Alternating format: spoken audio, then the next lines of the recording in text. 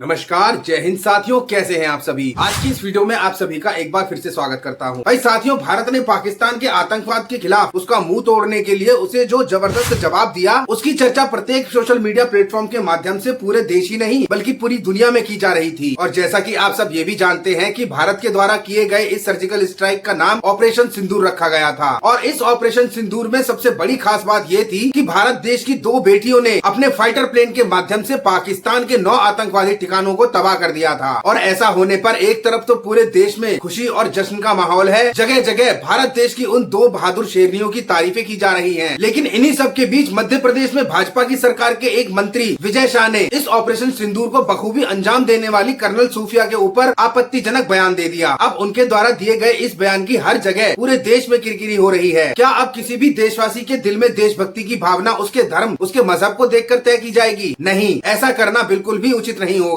मध्य प्रदेश में स्थित भाजपा के इस मंत्री विजय शाह के इस बयान पर हाई कोर्ट से लेकर सुप्रीम कोर्ट तक विवाद खड़ा हो गया है। यहाँ तक कि संबंधित मामले में हाई कोर्ट और सुप्रीम कोर्ट के जिस जज की बेंच के सामने इस मामले की सुनवाई हो रही थी, उन्होंने भी इस मंत्री विजय शाह को बड़ी सख्ती के साथ आड़े हाथों लिया। दरअसल मध्य प्रदेश की हाई कोर्ट ने राज्य की भाजपा सरकार के जनजातीय कार्य मंत्री विजय शाह के द्वारा कर्नल सूफिया के ऊपर दिए गए बयानों की कड़ी निंदा करते हुए उन्हें कड़ी फटकार लगाई है। कोर्ट ने कहा कि इस मंत्री का ये कहना कि कर्नल कुरैशी पहलगाम में आतंकवादी हमला करने वालों की बहन है, ये बात नफरती और अलगाववादी भावना को भड़काने वाली है। साथ ही ये देश की संप्रभुता, एकता और अखंडता के लिए खतरा भी है। जस्टिस अतुल श्रीधरन और जस्टिस अनुराधा शुक्ला ने इस मामले को संज्ञान में लेकर स्वयं इस मामले में सुनवाई करी और इस मामले में अपनी टिप्पणी करते हुए ये कहा कि इस मंत्री के द्वारा इस्तेमाल की गई ये गटरचाप भाषा बहुत ही अभद्र और खतरनाक है। ऐसी बयानबाजी से व्यक्तिगत मानहानि ही नहीं बल्कि संस्था और संस्थान पर और सामाजिक संगठनों पर किए गए ताने बाने पर एक चोट है। साथ ही कोर्ट ने इस मंत्री के बयान के ऊपर मंत्री के खिलाफ एफआईआर दर्ज करने के आदेश भी दे दिए, जिसमें कि कोर्ट में इस मामले में इस मंत्री की तरफ से पैरवी कर रहे सीनियर काउंसिल ने जब इस एफआईआर को करने के लिए कोर्ट से समय मांगा तो कोर्ट ने उन्हें समय देने से साफ साफ मना कर दिया और कहा कि ये एफआईआर अभी तुरंत लॉन्च होनी चाहिए। साथ ही एफआईआर करने के लिए जज साहब ने ये भी टिप्पणी दी कि मैं इस मामले में एफआईआर दर्ज करने के लिए समय नहीं दे सकता। कल का किसको भरोसा है, कल मैं रहूं या ना रहूं। लेकिन इस मामले में इस मंत्री के द्वारा जिस तरीके के बयान दिए गए उसमें एफआईआर आज ही होनी चाहिए। और उस एफआईआर को लॉन्च करने के लिए जज साहब ने पुलिस विभाग को 4 घंटे का समय दिया और इस 4 घंटे का समय देते हुए जज साहब ने यह भी कहा कि या तो इस मामले में मंत्री के खिलाफ एफआईआर दर्ज कर दी जाए या 4 घंटे में इस मामले में सुप्रीम कोर्ट से स्टे ले लिया जाए। अब कोर्ट के द्वारा दिए गए इस आदेश पर पुलिस ने महू के मानपुर थाने में उस मंत्री विजय शाह के खिलाफ गैर जमानती धाराओं के अंतर्गत मुकदमा दर्ज कर दिया। और जिस समय इस मंत्री के खिलाफ पुलिस वालों ने एफआईआर दर्ज करी उस समय रात के 11 बज रहे थे। बहरहाल अपने इस वीडियो के माध्यम से मैं यही कहना चाहता हूँ कि हमारे देश के लोकतंत्र को जिंदा रखने के लिए 3 स्तंभ होते हैं, एक न्यायपालिका, एक कार्यपालिका और तीसरी होती है व्यवस्थापिका। लेकिन यहाँ पर व्यवस्थापिका और कार्यपालिका किस तरीके से भ्रष्ट हो चुकी है इसके बारे में तो सब लोग जानते हैं। लेकिन न्यायपालिका की वजह से ही भारत देश में आज कानून और लोकतंत्र जिंदा है, जिसका एक सीधा साधा जीता जाता सबूत मध्य प्रदेश के इन जज साहब की बेंच ने दे दिया। कोर्ट ने इस मामले में सुनवाई करते हुए मंत्री के इस अभद्र बयान पर यह भी कहा कि ये किसी एक अफसर का नहीं बल्कि पूरी सेना का अपमान है। साथ ही सेना के बारे में कहते हुए जज साहब ने यह भी कहा कि हमारे देश की भारतीय सेना शायद एक आखिरी ऐसी संस्था है जो आज भी भ्रष्टाचार से मुक्त है, जिसमें आज भी ईमानदारी, अनुशासन और अपने देश के प्रति बलिदान का अद्वितीय उदाहरण मिलता है। और हमारे देश की भारतीय सेना के खिलाफ इस मंत्री विजय शाह ने जिस तरीके से अपनी अभद्र भाषा का प्रयोग करके अपनी बयानबाजी दी, इससे इसने किसी अफसर को ही नहीं बल्कि पूरी भारतीय सेना को नीचा दिखाने की कोशिश करी है, जो कि भारत देश की न्यायपालिका बिल्कुल भी बर्दाश्त नहीं करेगी। साथ ही इस मामले में जज साहब ने यह भी कहा कि केवल धार्मिक पहचान के कारण किसी को आतंकवाद से जोड़ना ये न केवल नफरत फैलाता है बल्कि ये पूरी तरीके से संविधान के खिलाफ भी है। अब इस मामले में जिस तरीके से कोर्ट ने इस पूरे मामले की सुनवाई करके अपना सख्त रुख अपनाया है, उसके अंतर्गत इस मंत्री विजय शाह के ऊपर गंभीर आपराधिक धाराओं में मुकदमा दर्ज हुआ है। अब वो धाराएं कौन कौन सी हैं ये भी मैं आपको बताता हूँ। कोर्ट के आदेश पर एफआईआर में मंत्री के खिलाफ लगने वाली पहली धारा है बीएनएस की 152, जो कि भारत की एकता, संप्रभुता और उसकी अखंडता को खतरे में डालने का काम करने वालों के ऊपर लगाई जाती है। और इस मामले में दोषी सिद्ध होने पर कम से कम 7 साल की सजा या ज्यादा से ज्यादा उम्र कैद हो सकती है। इसके अलावा दूसरी धारा है 196 का सब सेक्शन ए का बी, जिसमें कि किसी भी व्यक्ति के द्वारा धर्म, जाति, भाषा और बोली के आधार पर समाज में अशांति फैलाई जाती हो और इस अपराध के साबित होने पर दोषी को 3 साल तक की सजा और जुर्माना दोनों ही भरना पड़ सकता है। और एफआईआर में मंत्री के खिलाफ लगने वाली तीसरी धारा है 197 का सब सेक्शन 1 का सी, जो कि किसी समाज, किसी व्यक्ति के प्रति ऐसी दुर्भावना जो कि देश की संप्रभुता और उसकी एकता को खतरे में डाल सकती है, उसके लिए लगाई जाती है और इस धारा में दोषी साबित होने पर उसको 5 साल तक की सजा हो सकती है। अब साथियों, इस मामले में अपनी बेतुकी बयानबाजी को देकर मंत्री जी बुरे खतरे में फंस चुके हैं। कोर्ट के आदेश के बाद FIR तो दर्ज हो गई, कार्रवाई भी शुरू हो गई और अब अगर मंत्री जी इस मामले में दोषी पाए जाते हैं तो मंत्री जी को शासन और सत्ता से हाथ तो धोना पड़ेगा ही, साथ ही अपनी आने वाली जिंदगी जेल में ही काटनी पड़ेगी, क्योंकि जैसा कि मैंने आपको बताया इन सभी संबंधित धाराओं में मैक्सिमम सजा उम्र कैद की है। अब हमारे देश की न्यायपालिका के द्वारा लिए गए इस तरीके के सख्त डिसीजन जो कि समय समय पर आप सभी लोगों के सामने आते रहते हैं, मैं भी अपने इस YouTube चैनल के माध्यम से आप लोगों तक इस तरीके के मामलों की जानकारी पहुंचाता रहता हूं। तो ये काफी सराहनीय है कि हमारे देश की न्याय व्यवस्था